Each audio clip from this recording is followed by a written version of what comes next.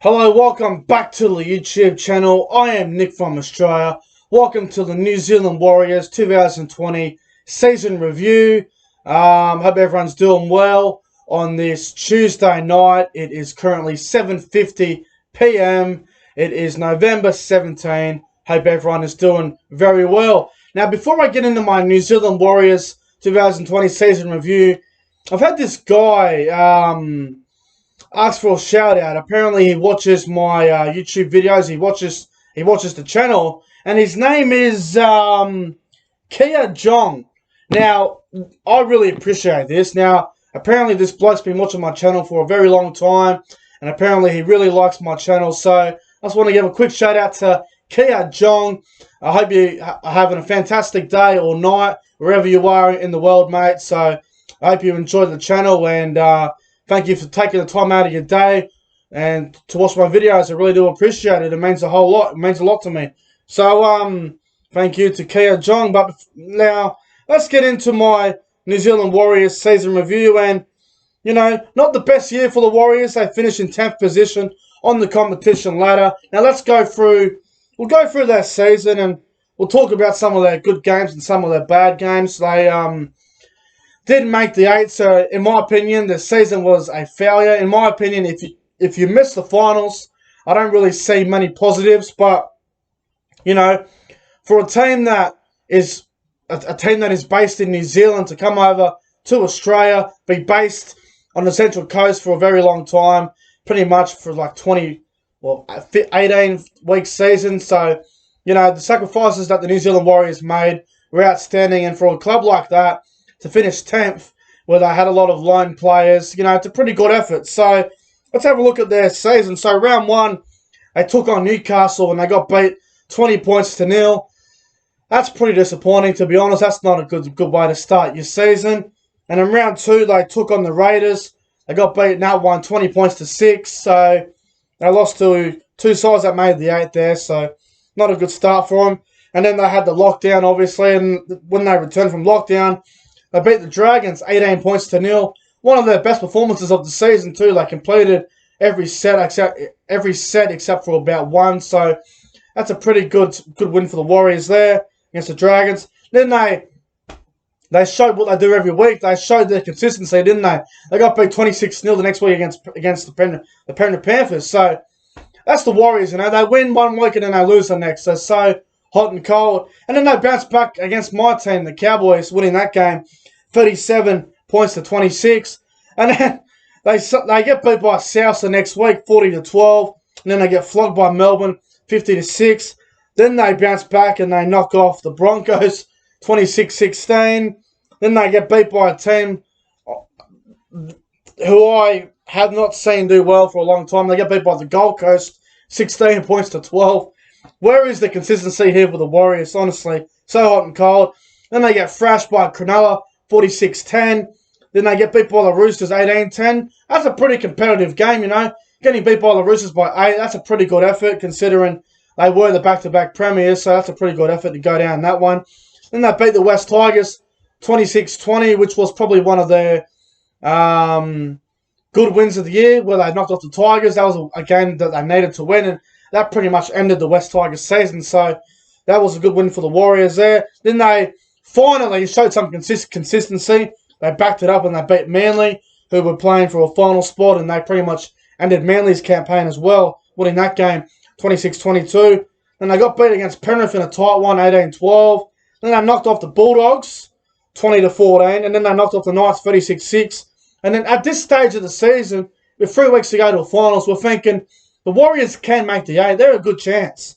Then they got beat by the Eels 24 points to 18, where everyone thought the Warriors were a bit dudded in that game. And, I agree in a way they were a bit dudded in that one. Then they, all they had to do was beat Cronulla, and they would have been in the 8, and they got beat 22-14.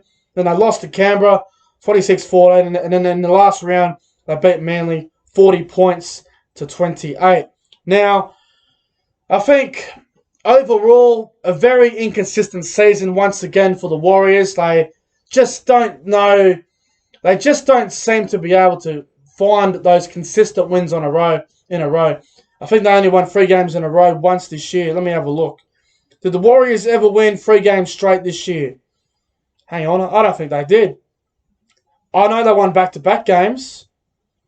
Did the Warriors ever win 3 games straight this year? No, they did not. They won 2 in a row at most at one stage. So, again, just not consistent enough to be a top 8 side. They're getting there. I think they're on the up, the Warriors. I think Chanel Harris-Tavita is the next big thing at the Warriors. I don't know if you guys agree with that, but I think he is the next big thing at the New Zealand Warriors. I think he will lead that team for the next 10 years or so. I think he is a phenomenal young halfback coming through, and hopefully the Warriors can keep him long term, because I rate the kid highly. He is a great defender. So, halfbacks these days, they need to be good in defense. He's a great goal kicker as well. He can goal kick really well, defends well, attacks well. He's got a very good kicking game. So, Chanel Harris-Tavita, I think he is the next big thing at the Warriors, and I think Kodi Nikorima complements him very well. So, hopefully they can gel together in the halves going forward. I think their backline going into next year's got some good things going for them. I think the backline next year looks quite good, actually. Tuvazashek at fullback, great captain, great fullback. The wingers, Pusatua and Mamalo, they were out most of the year because they were homesick and they went back to New Zealand. So they're great wingers. It's good to have them back in the side.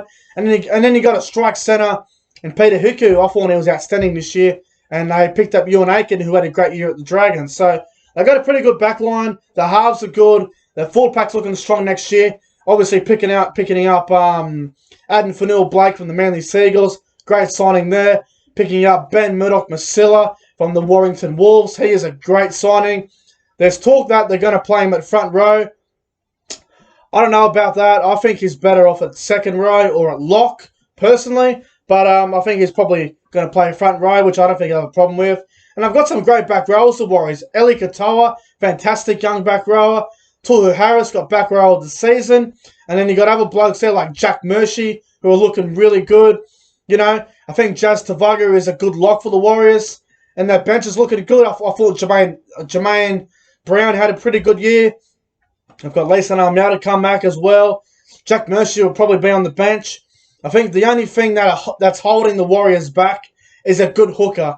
I thought Wade Egan had a really poor year. I thought he was probably one of the Warriors' worst players, to be honest with you. So I think if the Warriors can sign a good hooker, they will go in some really good places next year. I have no doubt about it. Now, having a look at some of their good players this year, they're great players. I thought Tohu Harris was great. I thought Chanel Harris-Tavita was great. I thought Peter Hiku was really good. Isaiah Papali'i, I thought he was pretty quiet. What's his name? Jack Murphy was good. Tavaga looked pretty good at the back end of the year. The Warriors have got some really good players coming through here. I'm just looking at their roster now, if I'm forgetting anyone. Adam Pompey even played well in the wing. I thought he was pretty strong for him as well. I think the Warriors, they're a team that they are on the up. Let me tell you right now, they are on the up. They will be good for the next couple of years if they get it right. Now, a couple of their poor players, in my opinion, I think Bunty Afoa, hang on, not Bunty Afoa, what the fuck am I on about? Leeson Armel needs to stay fit. He's not a bad player. He didn't really play a whole lot this year. I thought Adam Blair was really, really poor this year.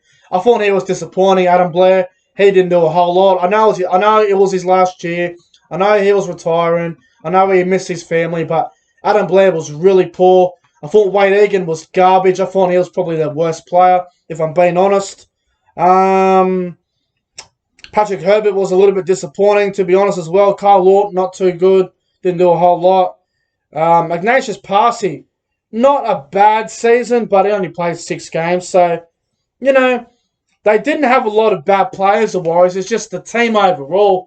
I just need to find that consistency. Now, they did have a few dramas going on as well. They did lose Steve Kearney as head coach. He was sacked at one point, and obviously Todd Payton took over, and he did a really good job. They've got Nathan Brown coming in as the head coach next year, which I think is a positive thing. But can also be a negative thing as well. You know, Nathan Brown's coaching record is not the best.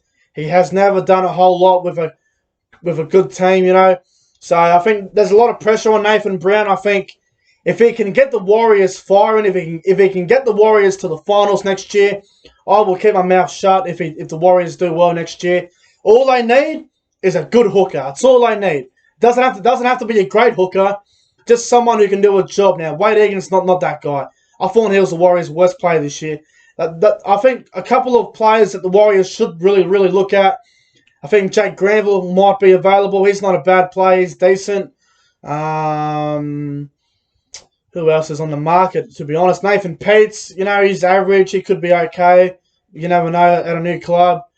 I would suggest James Seguiaro, but his problem is he's not going to be able to play due to the failed drug test or whatever it was that he failed. So he's not going to be available either. I think the other one as well could be Darryl Clark from the Warrington Wolves. I know he has ambitions to play in the NRL one day. So, you know, the Warriors are looking for a hooker. Maybe look at Darryl Clark from Warrington. He's one of the best hookers in the Super League. Probably number 1 and number 2 over there. So, you know, I think going forward, the Warriors have got some good things going for them. They've got a good forward pack now. They've got great young halves, a really strong back line. All they need now is just that really good dummy half, and they'll go places. Now, if I was to give the Warriors season a rating out of 10, with 10 being the best and 1 being the worst, I'd probably give the Warriors season a 4 out of 10. They didn't make the 8, which was disappointing. They could have made the 8, but they're a little bit unlucky in a couple of games, and they just weren't consistent enough to make the 8. But overall, I'll give them a 4 out of 10. Their best player for mine was Tohu Harris. Their worst player for mine was Wade Egan. I thought he was disappointing. How will the Warriors go in 2021? Remains to be seen, but I think they will be very close to making the 8. I think that they'll either just make the 8 or they'll just miss out. If they get a hooker, I think they'll make the finals. If they don't get a hooker, if they have Wayne Egan and Cole Orton there still, then I think they'll miss out. But the Warriors are a team on the up. They're a team of the future. Chanel Harris-Tavita, in my opinion, is the next big thing. And I think the Warriors, they're looking good in the near future. But anyway, guys, that's going to wrap up my New Zealand Warriors 2020 season review. If you enjoyed the video, make sure you guys go ahead and like, comment, and subscribe to the channel. The corner post will be out tomorrow afternoon, so probably 2 hours or so before State of Origin 3. Until then, have a fantastic Tuesday night. Have a great Wednesday. Hope you guys, enjoy yourselves, guys, and I'll see you guys in the next one.